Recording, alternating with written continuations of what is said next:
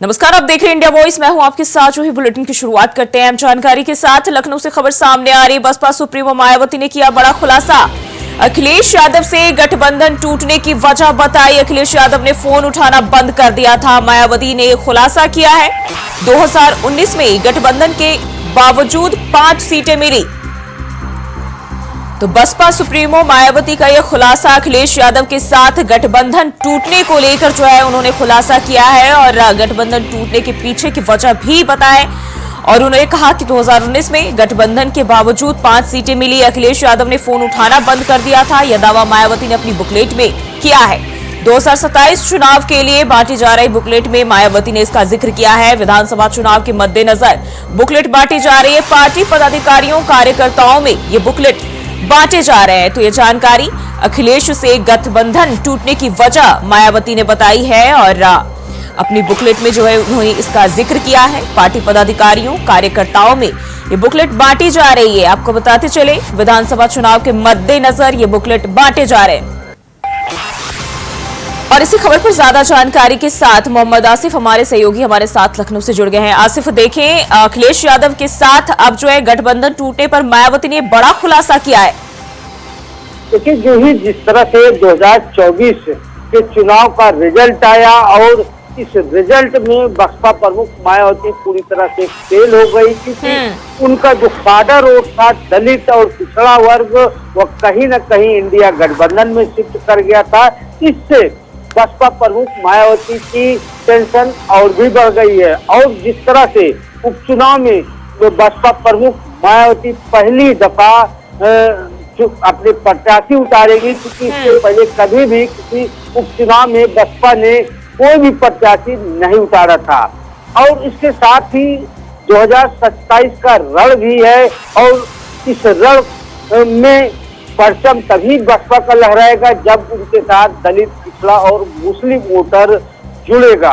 अब सबसे बड़ी बात यह है कि इन वोटों को कैसे बसपा प्रमुख मायावती समेटे।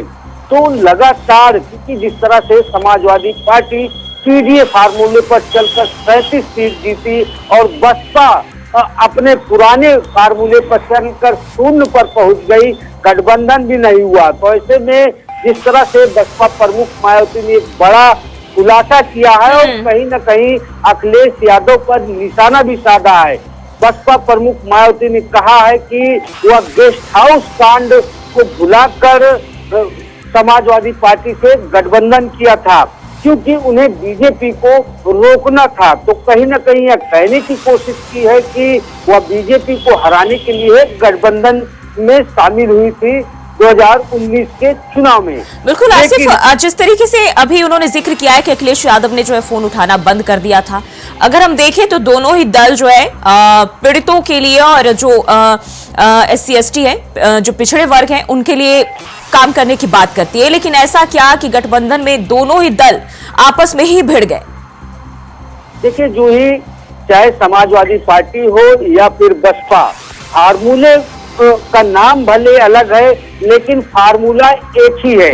जैसे समाजवादी पार्टी पीडीए फार्मूला लाई है, तो वहीं बसपा प्रमुख मायावती पीडीएम फार्मूला लेकर अपनी चुनावी राह आसान करने में जुट गई हैं। अब बसपा प्रमुख मायावती अपनी जो काडर वोट है दलित, पिछड़ा और अति पिछड़ा वोट अपने पाले में करने के लिए जिस तरह से 59 पेज की एक बुकलेट छपवाई है और बसपा प्रमुख मायावती यह चाहती हैं कि जो पीडीए वोटर हैं वह उनके पीडीएम में शिफ्ट हो जाएं। और यही वजह है कि बसपा प्रमुख मायावती लगातार समाजवादी पार्टी पर निशाना भी साध रही है और साथ ही साथ यह कहने की कोशिश कर रही है कि बीजेपी। बिल्कुल आसिफ, एक चीज और कहीं ना कहीं जिक्र सामने आ रहा है। जिस तरीके से हम देखें, जब इंडिया गठबंधन का गठबंधन जब एक हो रहा था, जब बनाया जा रहा था, नींव डाली जा रही थी, तब भी BSP को सभी दल अपने पाले में करने की कोशिश कर रहे थे कि वो एनडीए में, हालांकि हम देखें तो बीजेपी भी कोशिश कर रही थी, लेकिन जो विपक्ष है यानी कि इंडिया गठबंधन ने पूरी तरीके से कहीं ना कहीं उनको अपने पाले में करने की कोशिश की। लेकिन साफ तौर पर मायावती ने स्पष्ट कर दिया कि मैं इंडिया के साथ नहीं हूं।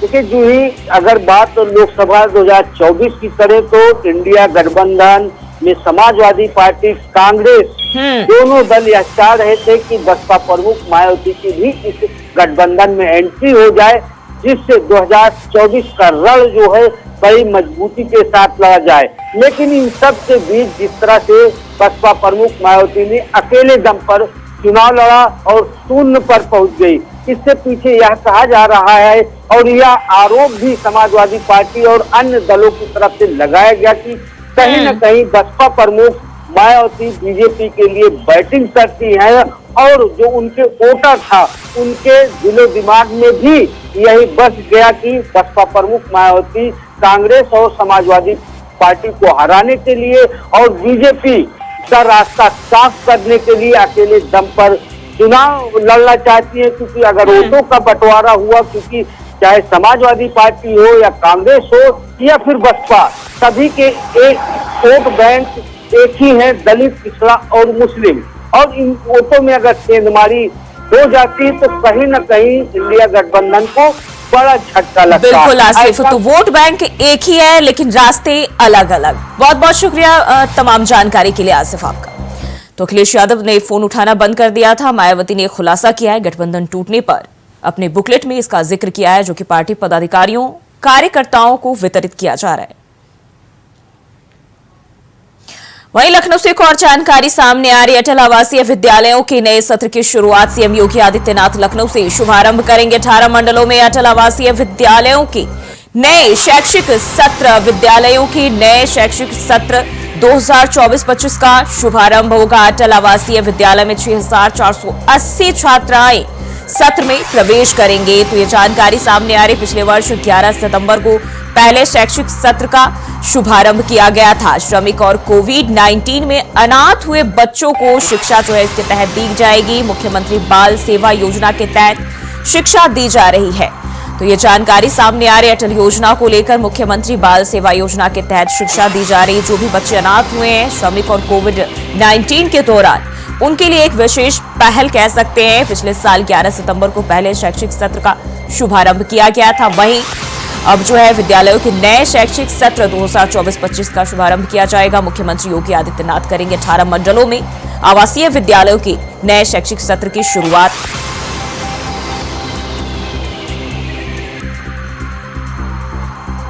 तो लखनऊ से मुख्यमंत्री योगी आदित्यनाथ जो है शुरुआत करेंगे इसकी, और अटल आवासीय विद्यालयों के नए सत्र की शुरुआत होने जा रही है। वहीं बताते चले 18 मंडलों में अटल आवासीय विद्यालयों की शुरुआत की जाएगी और इसका शुभारंभ मुख्यमंत्री योगी आदित्यनाथ करेंगे। सत्र 2024-25 का शुभारंभ किया जाएगा।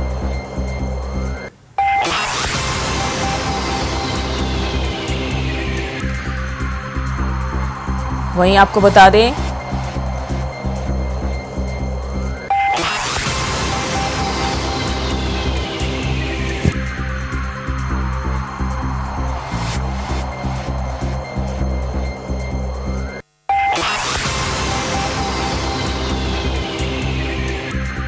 और इसी खबर पर ज्यादा जानकारी के साथ कृष्णा मिश्रा हमारे संवाददाता लखनऊ से हमारे साथ जुड़ गए हैं। कृष्णा, जिस तरीके से देखिए अटल आवासीय विद्यालयों के नए सत्र के शुरुआत होने जा रही है, सीएम योगी आदित्यनाथ जो इसका शुभारंभ करेंगे, क्या जानकारी मिल रही है इसको लेकर? देखिए जूही, जिस तरीके से अटल आवासीय विद्यालय की शुरुआत उत्तर प्रदेश के मुख्यमंत्री योगी आदित्यनाथ ने शुरू की थी। पिछले साल से इस विद्यालय की शुरुआत कर दी गई थी और इस बार लक्ष्य रखा गया है कि इस विद्यालय में 6480 नए बच्चों का प्रवेश होगा और मुख्यमंत्री के ड्रीम प्रोजेक्ट में है ये अटल आवासीय विद्यालय। तो आज जो है इसका कार्यक्रम जो है लखनऊ के मोहनलालगंज स्थित अटल आवासीय विद्यालय में किया जा रहा है और साथ ही साथ उस तरफ जो है जो ट्रैफिक व्यवस्था है उसको भी लेकर उत्तर प्रदेश की जो पुलिस है पूरे तरीके से चुस्त दुरुस्त दिखाई दे रही है। डायवर्जन कर दिया गया है और उत्तर प्रदेश के मुख्यमंत्री योगी आदित्यनाथ का साफ तौर पर ये लक्ष्य है कि जो अनाथ बच्चे हैं और जो कोविड के दौरान जिनके माता पिता की मृत्यु हुई थी या जो श्रमिक के बच्चे हैं, उन बच्चों को इस स्कूल में जो है दाखिला मिलेगा और साथ ही साथ उनको जो है एक अच्छी शिक्षा व्यवस्था से जोड़ा जाएगा। जिस तरीके से हम देखें जो भी अनाथ बच्चे होते हैं जिनके लिए सरकारी जो फंड है वहां से सुविधाएं दी जाती है, कहीं ना कहीं वो पूरी तरह से दुरुस्त नहीं होते हैं। लेकिन इसमें अगर हम देखें कितना खास होगा, कितना विशेष होगा, जो उन बच्चों की जो दिनचर्या है या उनके जिंदगी को सुधारने के लिए कितना ये अहम होगा। देखिए, जो ही 18 मंडलों में इन विश्वविद्यालयों की शुरुआत की गई है और आपको बता दें कि 18 मंडल में जो शिक्षा मिलेगी इन बच्चों को वो सीबीएसई पैटर्न पर शिक्षा दी जाएगी। एनसीपी के तहत ये सारे बच्चों को शिक्षा मिलेगी और उत्तर प्रदेश के मुख्यमंत्री योगी आदित्यनाथ का ड्रीम प्रोजेक्ट है, तो इसलिए जो है जो इससे जुड़े हुए जितने भी जो है अधिकारी हैं वो लगातार इसके लिए जो है लगातार इस पे काम कर रहे हैं और इसमें कोई कतराई छोड़ने के लिए तैयार नहीं। उत्तर प्रदेश के मुख्यमंत्री योगी आदित्यनाथ का साफ तौर पर कहना है कि जिस तरीके से प्राइवेट स्कूलों में बच्चों को शिक्षा दी जाती है उसी आधार पर अटल आवासीय विद्यालय में भी बच्चों को शिक्षा दी जाएगी और सीबीएसई पैटर्न पर ये शिक्षा जो है बच्चों को दी जाएगी। तो बच्चों के भविष्य के लिए और जो अनाथ बच्चे हैं, जो गरीब बच्चे हैं, उनके लिए एक अच्छी पहल है उत्तर प्रदेश के मुख्यमंत्री योगी आदित्यनाथ की। पिछले साल 11 दिसंबर को इसकी शुरुआत हुई थी। आज इसका बिल्कुल कृष्णा, जिस तरीके से हम देखें, अभी आपने बताया कि ये सीएम योगी आदित्यनाथ का ड्रीम प्रोजेक्ट है और कहीं ना कहीं ये अगर हम देखें सीएम के अन्य कामों की भी, तो जिस काम में लगते हैं उसे पूरी तरह से पूरा करके छोड़ते हैं और कहीं ना कहीं वो उसका फायदा भी साफ तौर पर लोगों को भी देखने को मिलता है और इसकी भी शुरुआत जो है पिछले वर्ष की गई थी। अब तक क्या कुछ इसमें सुधार देखे गए, कितना बदलाव देखा गया? देखिए, जो ही पिछली साल भी जो है जब बच्चों का दाखिला हुआ तो एक भारी संख्या में उत्तर प्रदेश के मोहनलालगंज में जो लखनऊ स्थित जो अटल आवासीय विद्यालय है उसमें बच्चों का दाखिला हुआ था और वहां से जब बच्चों का रिव्यू लिया गया, जब बच्चों से बात की जाती है तो बच्चों का साफ तौर पर यही कहना होता है कि यहाँ पर जो है रहने, खाने और खाने पीने की व्यवस्था, सारी व्यवस्था सुचारू रूप से चल रही है और हमको अच्छी जो है शिक्षा यहाँ से मिल रही है। तमाम जो बच्चे हैं वो काफी संतुष्ट भी दिखाई दे रहे हैं और बच्चों का भी कहना है कि जो जिस तरीके से उत्तर प्रदेश के मुख्यमंत्री योगी आदित्यनाथ की ये पहल है, इस पहल से जो हम गरीब बच्चे हैं, हमारे भी भविष्य को हम लेकर जिसको लेकर हम लगातार चिंतित रहते थे, उसमें उत्तर प्रदेश के मुख्यमंत्री योगी आदित्यनाथ एक अभिभावक के रूप में जो है निकल कर आए और एक जो है ऐसी पहल शुरुआत की है जिसमें 6480 नए बच्चों को आज दाखिला मिलेगा और उसके बाद बिल्कुल कृष्णा, बहुत बहुत शुक्रिया जानकारी साझा करने के लिए। और बढ़ते हैं आगे, लखनऊ से खबर सामने आ रही, सपा अध्यक्ष करेंगे प्रेस कॉन्फ्रेंस। आज अखिलेश यादव की प्रेस कॉन्फ्रेंस सपा कार्यालय में आयोजन किया जाएगा। दोपहर 12:30 बजे से प्रेस कॉन्फ्रेंस का आयोजन किया जाएगा। तो लखनऊ से यह जानकारी सामने आ रही है, सपा कार्यालय में प्रेस कॉन्फ्रेंस का आयोजन किया जाएगा। सपा प्रमुख अखिलेश यादव इस दौरान प्रेस कॉन्फ्रेंस करेंगे और दोपहर 12:30 बजे का वक्त बताया जा रहा है जब सपा प्रमुख प्रेस कॉन्फ्रेंस करेंगे। तो यह जानकारी सामने आ रही लखनऊ से, सपा अध्यक्ष आज प्रेस कॉन्फ्रेंस करने वाले हैं सपा मुख्यालय पर।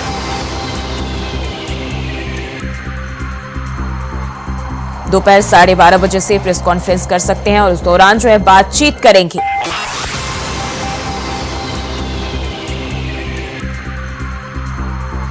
तो सपा कार्यालय पर जो है प्रेस कॉन्फ्रेंस का आयोजन किया जा रहा है और वहीं आपको बता दें दोपहर 12:30 बजे का वक्त बताया जा रहा है जब अखिलेश यादव प्रेस कॉन्फ्रेंस करेंगे।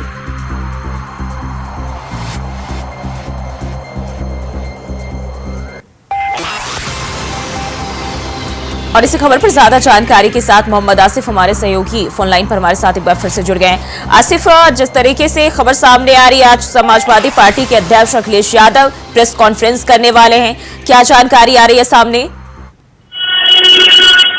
जी बिल्कुल, आज सपा प्रमुख अखिलेश यादव की एक प्रेस कॉन्फ्रेंस की गई है जिसमें प्रेस कॉन्फ्रेंस से पहले वह मिल्कीपुर और अयोध्या के नेताओं और कार्यकर्ताओं के साथ एक मंथन करेंगे और उसके बाद सपा प्रमुख अखिलेश यादव की प्रेस कॉन्फ्रेंस है। करीब 12:30 बजे प्रेस कॉन्फ्रेंस शुरू हो जाएगी और इस प्रेस कॉन्फ्रेंस के जरिए कहीं न कहीं एक बड़ा मैसेज देने की कोशिश की जाएगी सपा प्रमुख अखिलेश यादव की तरफ से। और कहा यह भी जा रहा है कि सपा प्रमुख अखिलेश यादव मंगेश यादव एनकाउंटर के जरिए जो है बीजेपी और यूपी पुलिस को घेरने की भी कोशिश करेंगे और साथ ही साथ कई ऐसे अहम मुद्दे हैं जिस पर सपा प्रमुख अखिलेश यादव बड़ा हमला भी बोल सकते हैं। और आज जिस तरह से बसपा प्रमुख मायावती ने एक बड़ा हमला बोला है गठबंधन टूटने को लेकर, उसका भी जवाब सपा प्रमुख अखिलेश यादव पत्रकारों से देंगे। इसके साथ ही साथ उपचुनाव को लेकर जो पीडीए फार्मूला है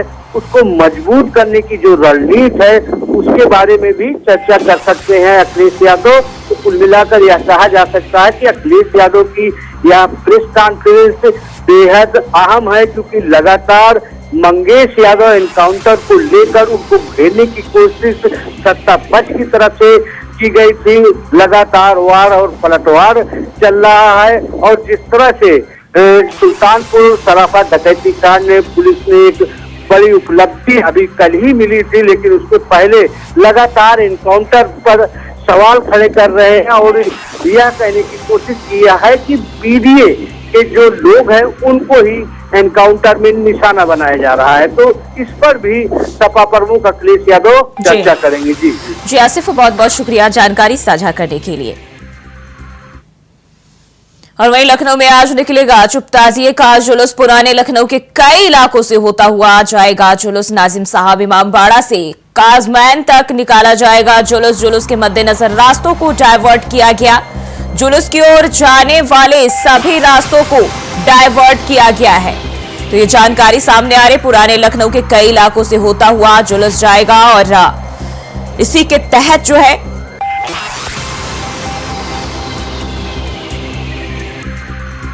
जुलूस की ओर जो है जाने वाले सभी रास्तों को डायवर्ट भी किया गया है।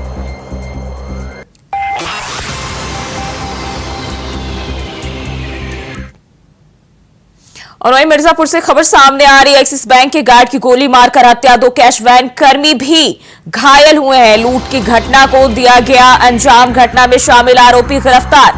लुटेरा राजीव कुमार सानी उर्फ मुन्ना गिरफ्तार किया गया है। कब्जे से नकदी भी बरामद किए गए हैं। तो ये जानकारी सामने आ रही है और लुटेरा राजीव गिरफ्तार कर लिया गया है।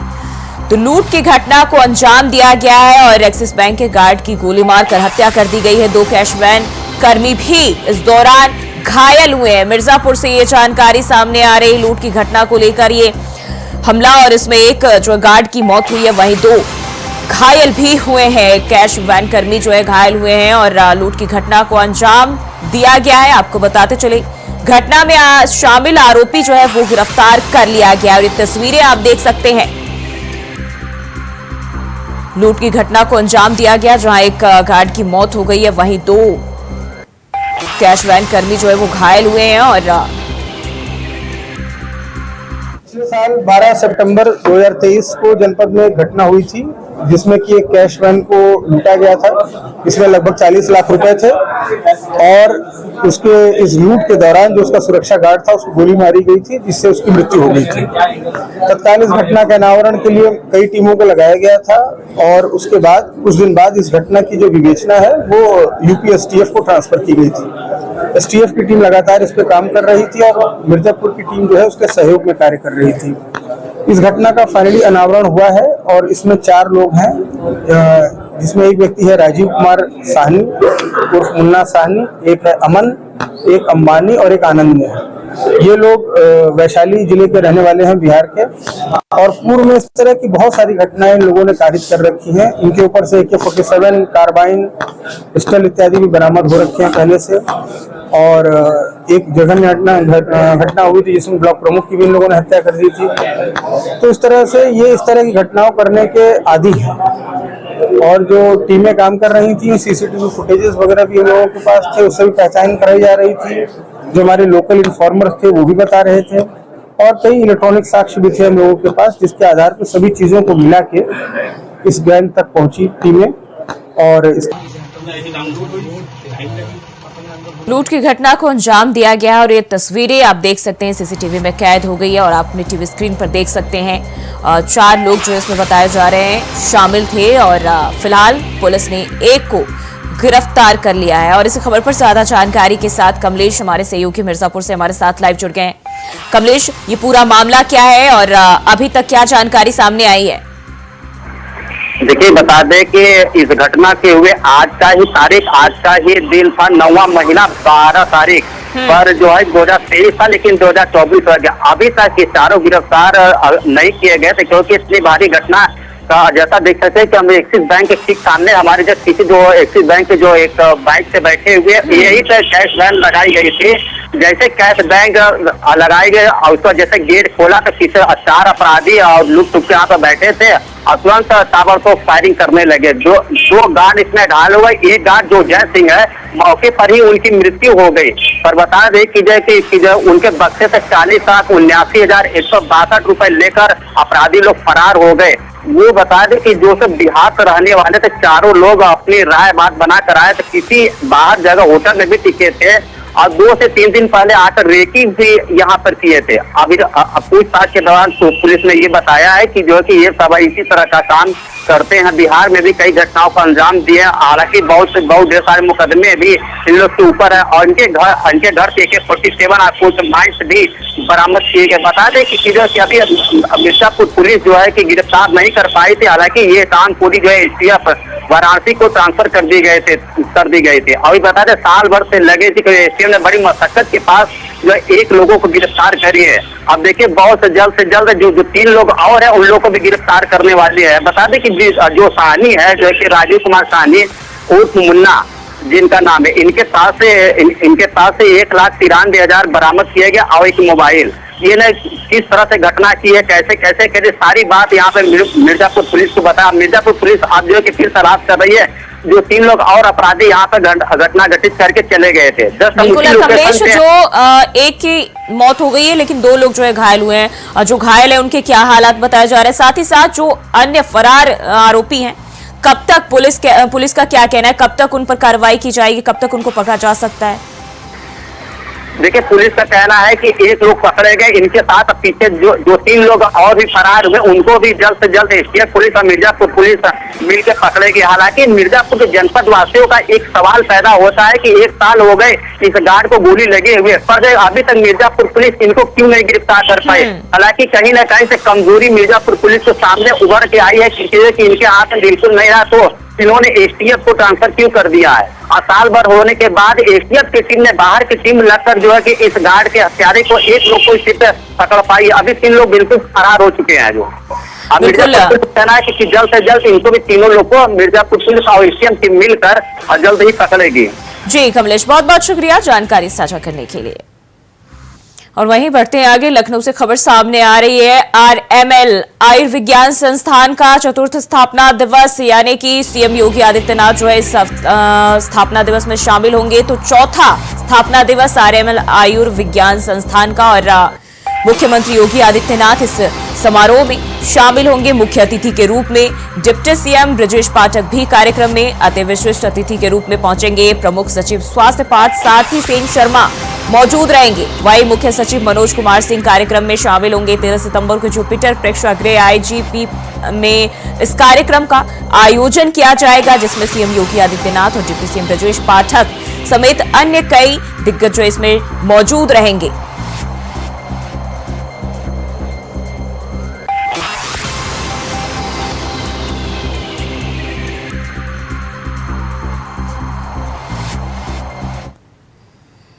और वहीं कोलकाता से खबर सामने आ रही है। संदीप घोष के पिता के घर समेत 4 ठिकानों पर रेड।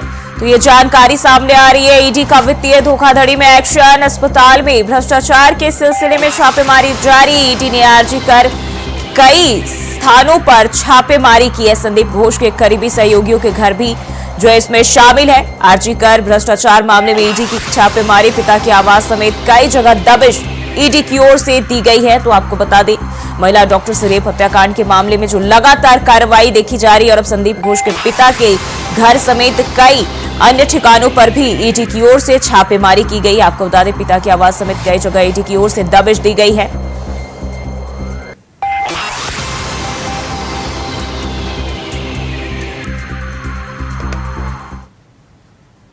और बुलेटिन में फिलहाल के लिए बस इतना ही। खबरों के लिए बने रहिए इंडिया वॉइस के साथ।